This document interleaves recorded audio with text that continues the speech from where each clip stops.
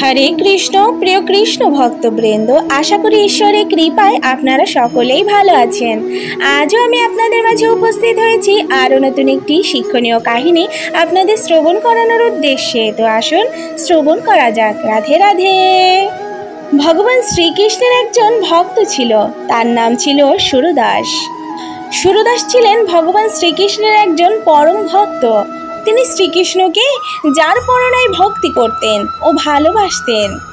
শ্রীকৃষ্ণের প্রতি সম্মানার্থে সুরদাস তাকে নিয়ে প্রায় 1 লাখেরও বেশি ভক্তিমূলক সঙ্গীত রচনা করেছিলেন।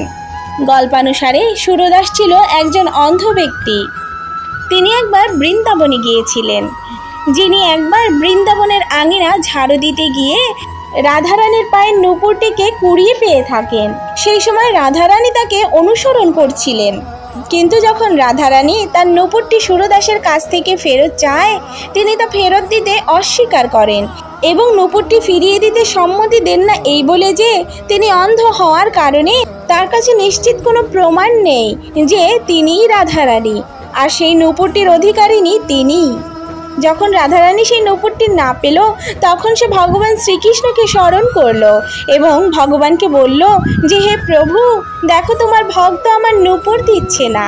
তখন ভগবান শ্রীকৃষ্ণ শ্রী রাধিকা সহ সেই সুরদাসের সামনে উপস্থিত হলেন। সেই মুহূর্তে ভগবান শ্রীকৃষ্ণের আশীর্বাদে সুরদাস তার দৃষ্টিশক্তি ফিরে পান।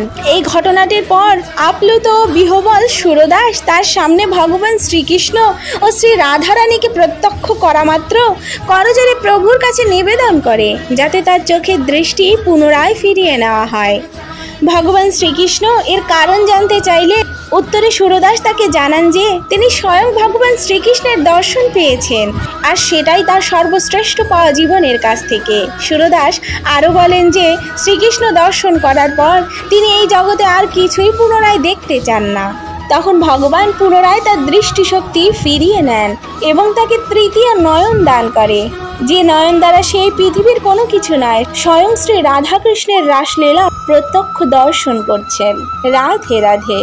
এই ছোট্ট কাহিনীটি যদি আপনাদের ভালো লেগে থাকে তাহলে অবশ্যই লাইক, কমেন্ট এবং শেয়ার করে দেবেন এবং এরকম আরও নিত্য নতুন কাহিনী শ্রবণ করার উদ্দেশ্যে আমাদের চ্যানেলটিকে সাবস্ক্রাইব করে আমাদের পাশে থাকবেন।